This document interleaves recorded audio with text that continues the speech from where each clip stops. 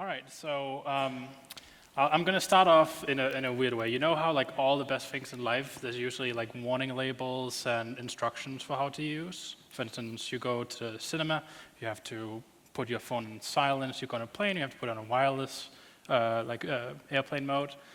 This talk is going to be a little bit like that because first of all, there's going to be an adult subject at hand. And a little bit like if you go to the cinema, I would appreciate if you put your phone on silent so that it vibrates, if anything. But when it comes to things that vibrate, if you have other items on you that vibrate, I would encourage you to turn them off at this point because I can't really be certain about your safety given what we're going to be talking about today. And that would be unfortunate. So what are we going to be talking about? There was this fancy word, teledildonics. And I really don't feel like this, a security presentation these days is complete without mentioning the Internet of Things. So I have this slide just to tick that box. And really, this talk really serves as a warning for the future about like how grave things can really become if you start putting things on the internet that can vibrate in funny places. So think of it as a cautionary tale in some ways. I don't think it's really any secret, even though there's some funny words associated with it. What we're going to be talking about is certain types of adult toys, which for whatever reason, some months ago, I decided to have a look at and see if we can find any security issues. I'm not going to speak to the rationale for that, but okay.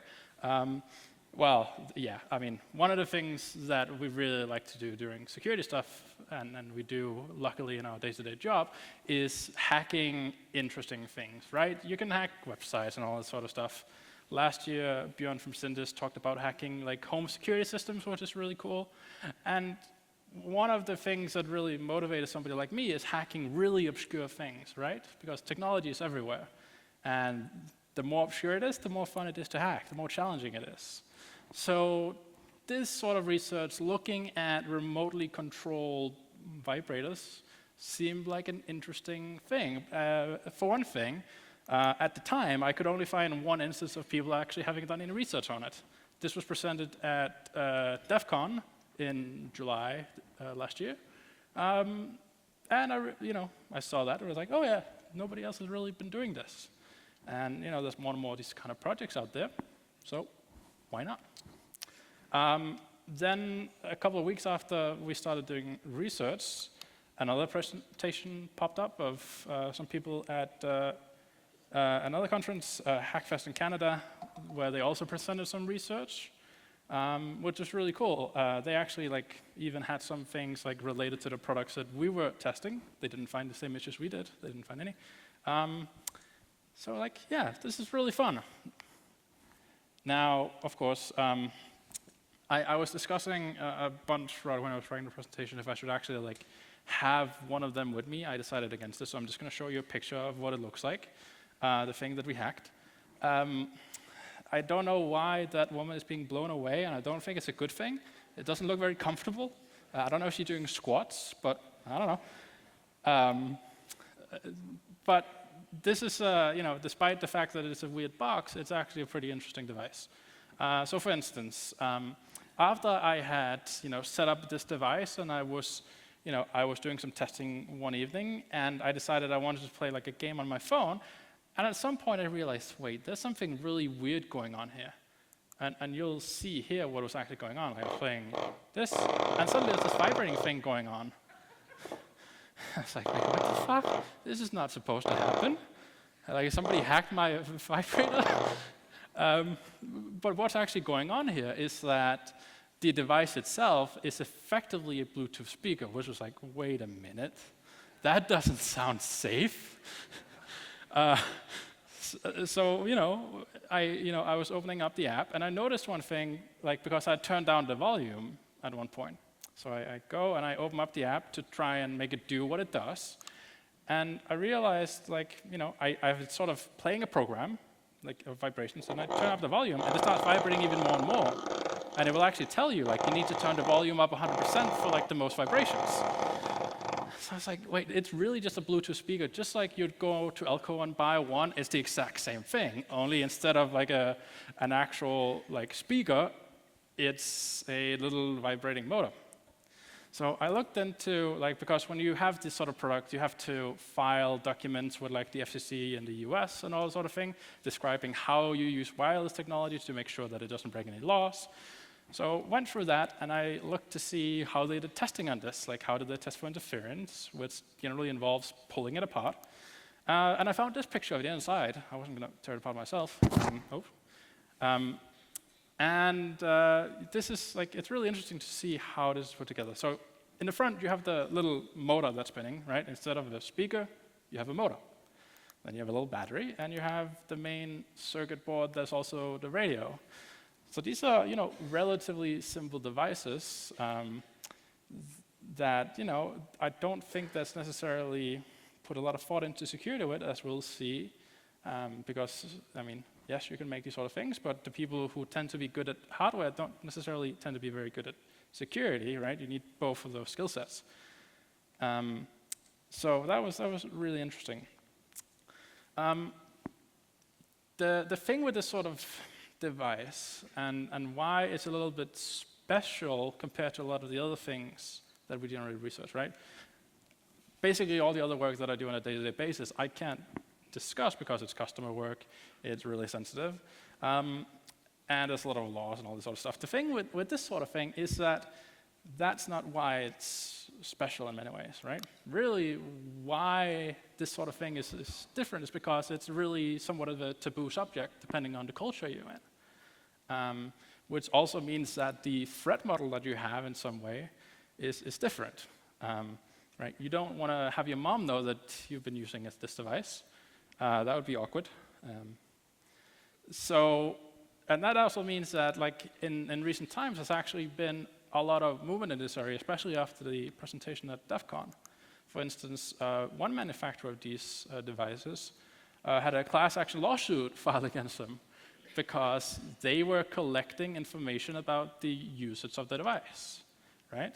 And with the Internet of Things and cloud, that's sort of what you would expect, but lay people don't really realize that, which is a legitimate issue, right?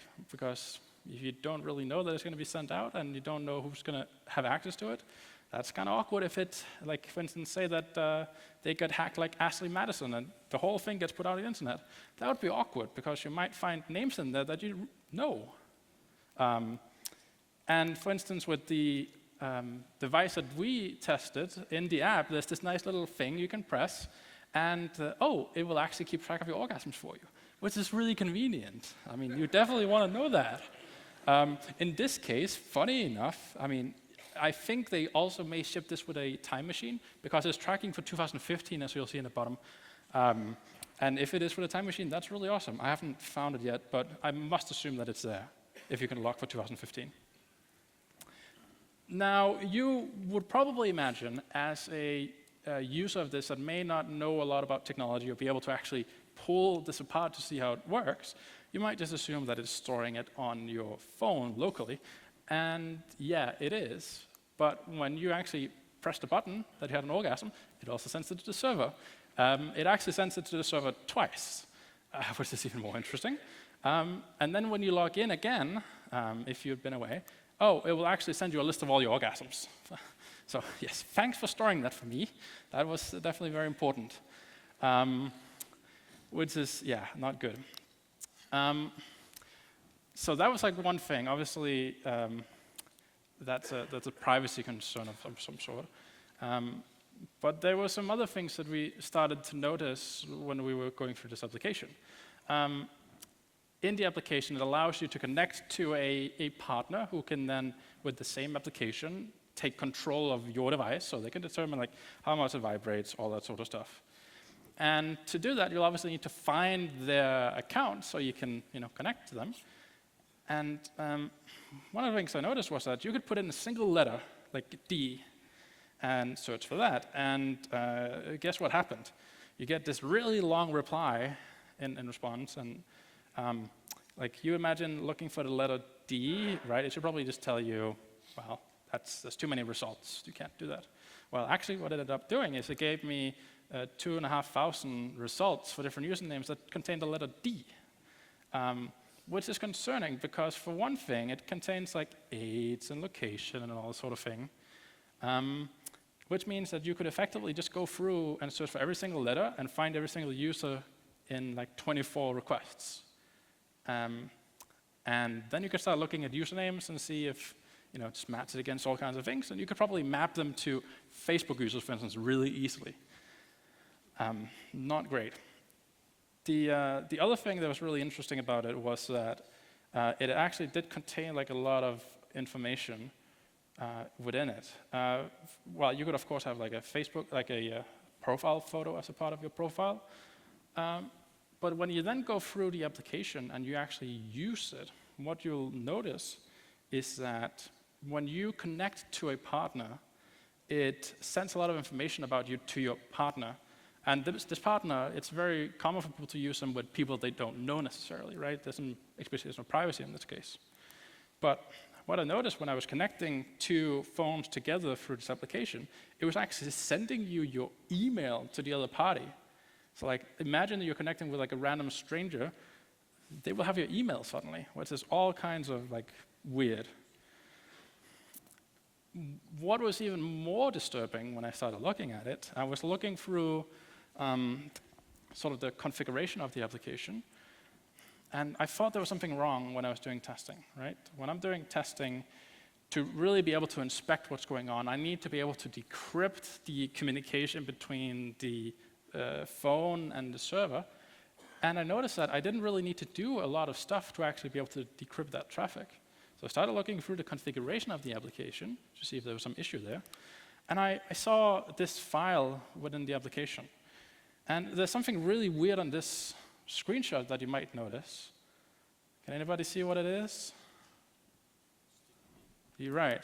At the top of it, you'll see that there's a URL for the server, and it's connecting to HTTP. So I was like, no, this really can't be, right?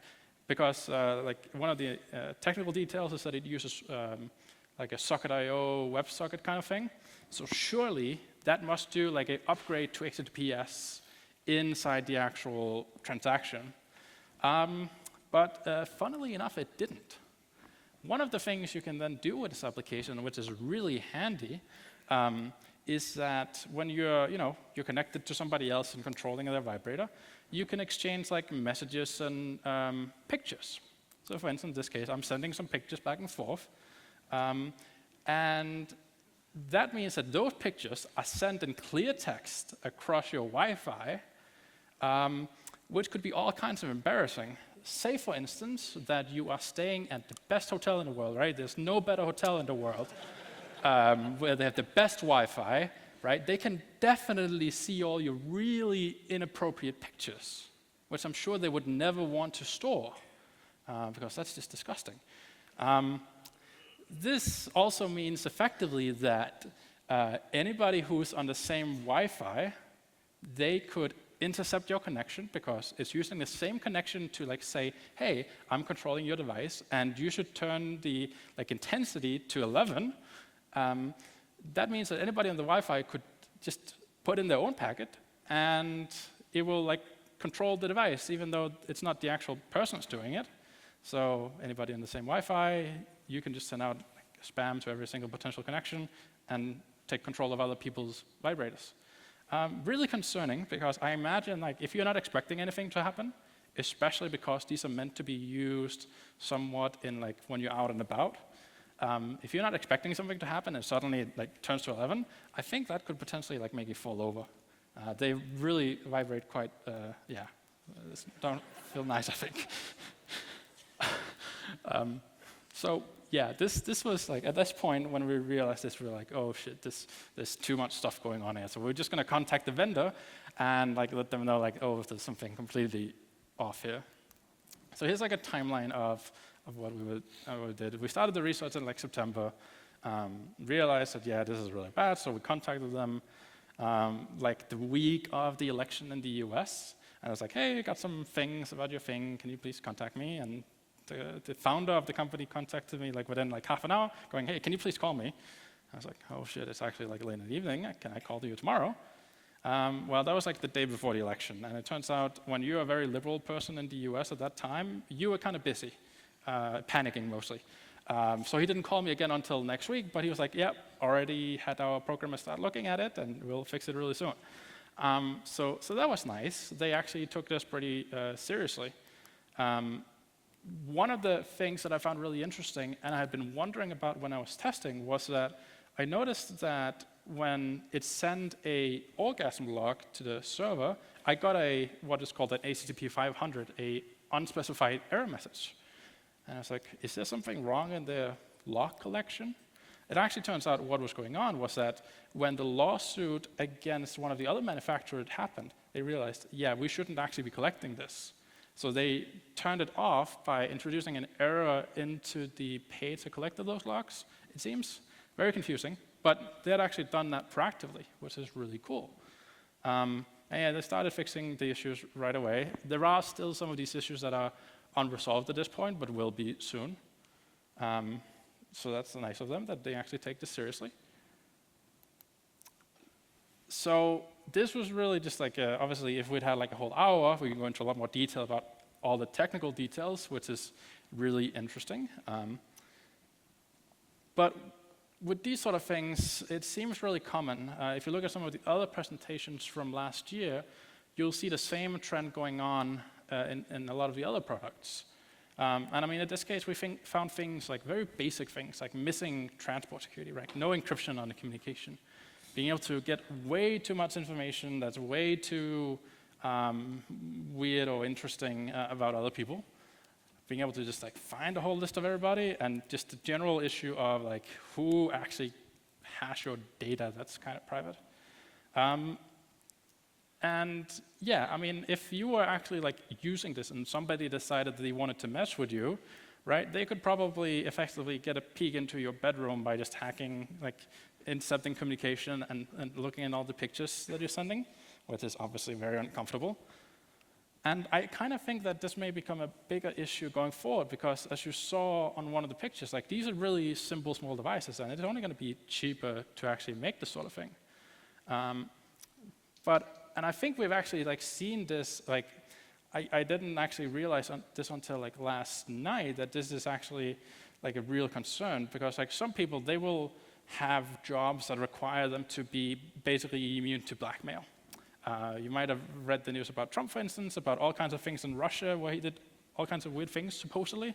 But what about if somebody wanted to get dirt on you and they got this information and used it against you, right? That could be used for blackmail, which seems to be more and more relevant at this point.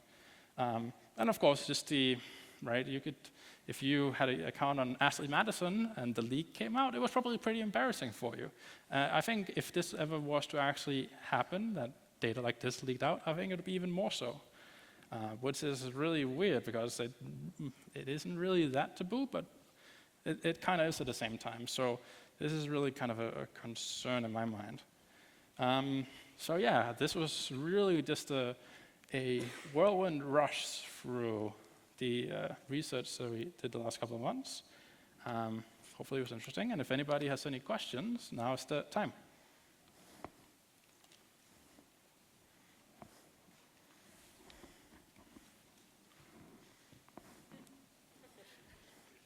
Don't be embarrassed. And you can, of course, turn it on again if you want to, now that you know. Any questions? Okay, go ahead. Is there any specific brand of vibrators that you recommend that are safe? No. Repeat the question. Oh, the question was, is there any specific brand of vibrators that I recommend that are safe? I can neither confirm nor deny, I guess.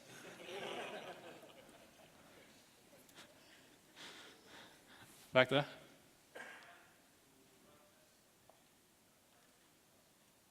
You need to speak up a bit.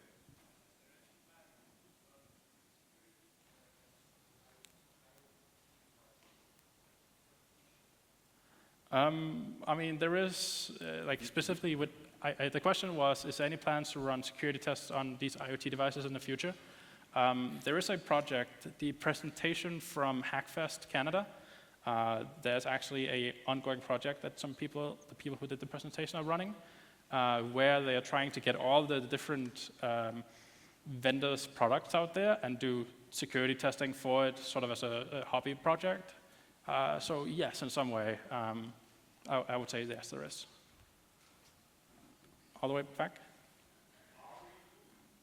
So the question is, are we doomed?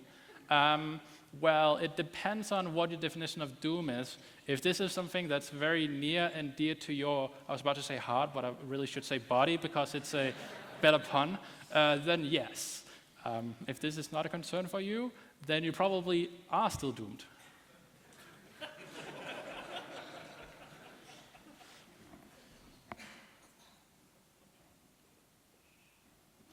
No more brave souls?